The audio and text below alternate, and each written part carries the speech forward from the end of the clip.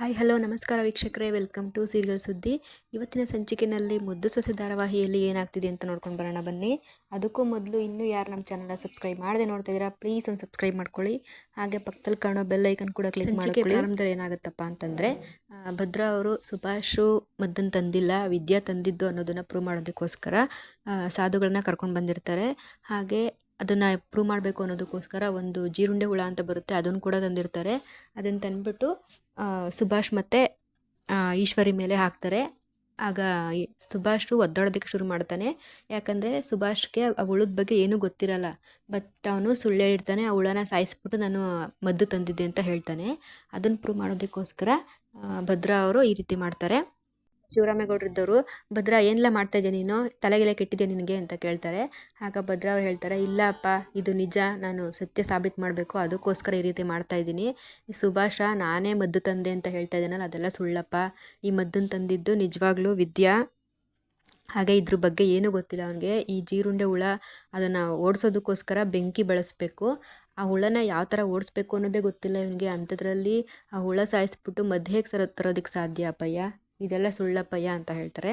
ಆ ಹುಳನ ಭದ್ರಾ ಸುಭಾಷ್ ಮೈ ಮೇಲೆ ಬಿಟ್ಟ ತಕ್ಷಣ ಸುಭಾಷು ಒದ್ದಾಡೋದಕ್ಕೆ ಶುರು ಮಾಡ್ತಾನೆ.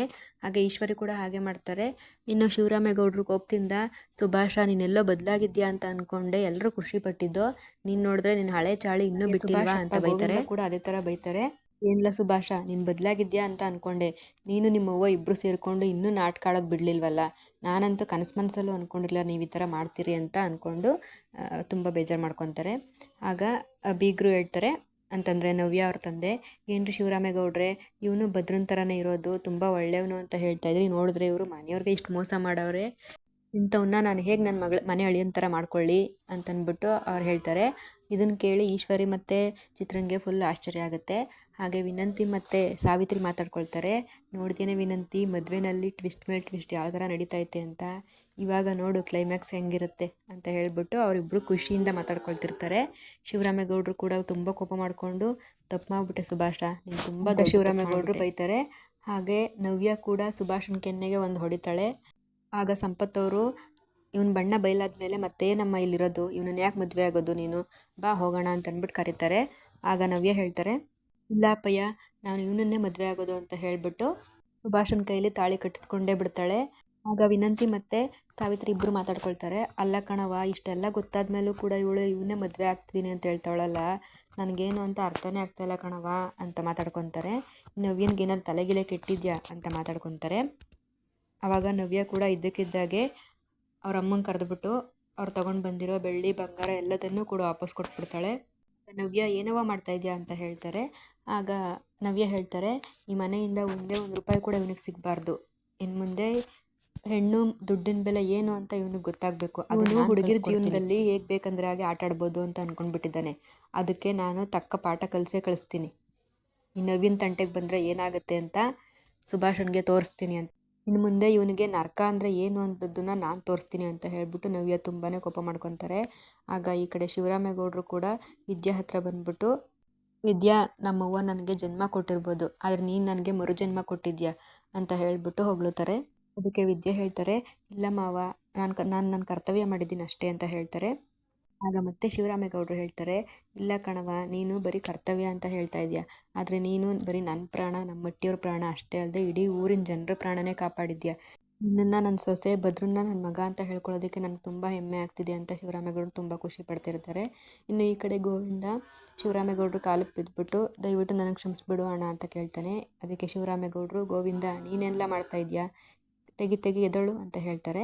ಅದಕ್ಕೆ ಗೋವಿಂದ ಇದ್ದವ್ರು ಹೇಳ್ತಾರೆ, ಅಲ್ಲ ಅಣ್ಣ, ನೀನು ನನ್ನ ಎಲ್ಲೋ ಇದನ್ನು ಕರ್ಕೊಂಡು ಬಂದು ನಿನ್ನ ಹಟ್ಟಿನಲ್ಲಿ ಒಂದು ಸ್ಥಾನಮಾನ ಕೊಟ್ಟೆ, ಆದರೆ ನನ್ನ ಹೆಂಡತಿ ಮಕ್ಕಳಿಗೆ ಅದೆಲ್ಲ ಹಾಳಾಗೋದಕ್ಕಾಗಲಿಲ್ಲ ಅಣ್ಣ ಅಂತ ಗೋವಿಂದ ಬೇಜಾರು ಮಾಡ್ಕೊತಾರೆ. ಆಗ ಶಿವರಾಮೇಗೌಡರು ಹೇಳ್ತಾರೆ, ಇಲ್ಲ ಕಣ್ಲ ಗೋವಿಂದು, ನಾನು ಯಾವತ್ತೂ ಅಷ್ಟೇ ಭದ್ರನ್ನಾಗಲಿ ಸುಭಾಷ್ನಾಗಲಿ ಬೇರೆ ಬೇರೆಯವರು ಅಂತ ನೋಡಲಿಲ್ಲ, ಇಬ್ಬರು ನನ್ನ ಮಕ್ಕಳೇ ಅಂತ ಅಂದ್ಕೊಂಡಿದ್ದೀನಿ. ಆದರೆ ಸುಭಾಷನ್ಗೆ ಎಷ್ಟೇ ಅವಕಾಶ ಮಾಡಿಕೊಟ್ರು ಅವನು ಒಳ್ಳೆ ದಾರಿನಲ್ಲಿ ನಡೀತಾನೆ ಇಲ್ಲ, ಅವ್ನು ಮಾಡಿರೋ ತಪ್ಪಿಗೆ ಶಿಕ್ಷೆ ಆಗಲೇಬೇಕು ಅಲ್ವಾ ಅಂತ ಹೇಳ್ತಾರೆ. ಅಲ್ಲ ಕಣ್ಲ ಗೋವಿಂದ, ಅಷ್ಟಕ್ಕೂ ಅವ್ನು ಮಾಡಿರೋ ತಪ್ಪಿಗೆ ನೀನ್ಯಾಕೆ ಕ್ಷಮೆ ಕೇಳಬೇಕು ಅಂತ ಕೇಳ್ತಾರೆ. ಆಗ ಗೋವಿಂದ ಇದ್ದವ್ರು ಹೇಳ್ತಾರೆ, ಇಲ್ಲ ಅಣ್ಣ, ಇಂಥ ಮಗನಿಗೆ ಜನ್ಮ ಕೊಟ್ಟಿರೋ ತಪ್ಪಿಗೆ ನನಗೆ ಶಿಕ್ಷೆ ಆಗಬೇಕು, ಏನು ಕೊಟ್ಟರು ಶಿಕ್ಷೆ ನನಗೆ ಕಡಿಮೆನೇ ಅಂತ ಗೋವಿಂದ ಬೇಜಾರು ಮಾಡ್ಕೊತ ಹೇಳ್ತಾರೆ. ಆಗ ಅಮ್ಮಮ್ಮ ಇದ್ದವರು, ಗೋವಿಂದು ಕಣ್ಣೀರು ಹಾಕ್ಬೇಡ ಕಣ್ಲ ಅಂತ ಹೇಳಿಬಿಟ್ಟು ಸಮಾಧಾನ ಮಾಡ್ತಾರೆ. ಅಣ್ಣ ನನಗೆ ಇಲ್ಲಿರೋದಕ್ಕೆ ಮನಸ್ಸಾಗ್ತಾ ಇಲ್ಲ ಕಾರಣ, ನಾನಂತೂ ಇಲ್ಲಿರೋದಿಲ್ಲ ಅಂತ ಹೇಳಿಬಿಟ್ಟು ಶಿವರಾಮೇಗೌಡ್ರ ಹತ್ರ ಪರ್ಮಿಷನ್ ತೊಗೊಂಡು ಗೋವಿಂದು ತುಂಬ ಬೇಜಾರು ಮಾಡಿಕೊಂಡು ಹೊರಗಡೆ ಹೊರಟೋಗ್ತಾರೆ. ಗೋವಿಂದು ಹೋಗಿದ್ದು ನೋಡಿ ಈಶ್ವರಿ ಮತ್ತು ಚಿತ್ರನ್ಗೆ ತುಂಬ ಭಯ ಆಗುತ್ತೆ. ಇವ್ರು ಬೇರೆ ಹೊರಟೋದ್ರು, ಇನ್ನು ನಮ್ಗೆ ಏನು ಶಿಕ್ಷೆ ಕೊಡ್ತಾರೆ ಏನೋ ಅಂತ ಹೆದರುತ್ತಾರೆ. ಇನ್ನು ಅಮ್ಮಮ್ಮ ಕೂಡ ಭದ್ರನ ಹತ್ರ ಬಂದ್ಬಿಟ್ಟು, ಅಲ್ಲ ಕಣ ಭದ್ರ, ಸುಭಾಷನೇ ಹೋಗಿ ಮದ್ದನ್ನ ತಂದ್ಕೊಟ್ಟವನೆ ಅಂತ ನಾವೆಲ್ಲ ಅಂದ್ಕೊಂಡಿದ್ವಿ, ಆದರೆ ಈಗ ನೋಡಿದ್ರೆ ಇದನ್ನು ವಿದ್ಯಾ ತಂದಿದ್ದು ಅಂತ ಹೇಳ್ತಿದ್ಯಾ, ಇದೆಲ್ಲ ನಿನಗೆ ಗೊತ್ತಾಯಿತು ಅಂತ ಕೇಳ್ತಾರೆ. ಆಗ ಸುಭಾಷ್ ಹೇಳ್ತಾರೆ, ನಾನು ಕ್ವಾಟ್ಲೆ ಮತ್ತು ಸುಭಾಷ ಮೂವರು ಕುಡಿಯೋದಕ್ಕೆ ಅಂತ ಅಂದ್ಬಿಟ್ಟು ಹೋಗಿದ್ವಿ, ಆವಾಗಲೇ ನಮಗೆ ಸುಭಾಷ್ ಕಾಡಿಗೆ ಹೋಗಿಲ್ಲ, ಮದ್ದನ್ನು ತಂದಿಲ್ಲ ಅನ್ನೋ ವಿಷಯ ಗೊತ್ತಾಯಿತು. ಆವಾಗ ಸ್ವಲ್ಪ ಅನುಮಾನ ಬಂತು.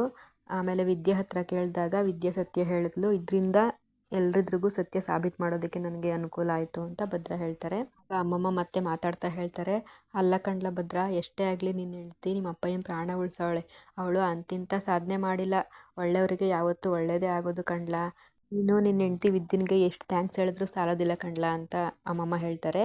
ಹೌದು ಅಮ್ಮಮ್ಮ, ನನ್ನ ಜೀವ ಅಂದ್ರೇ ನಮ್ಮ ಅಪ್ಪಯ್ಯ, ಅಂಥ ಜೀವ ಉಳಿಸಿರೋ ನನ್ನ ವಿದ್ಯನ್ಗೆ ನಾನು ಹೆಂಗಾದ್ರೂ ಮಾಡಿ ಥ್ಯಾಂಕ್ಸ್ ಹೇಳಲೇಬೇಕು ಅಂತ ಭದ್ರ ಯೋಚನೆ ಮಾಡ್ತಾ ಇರ್ತಾರೆ.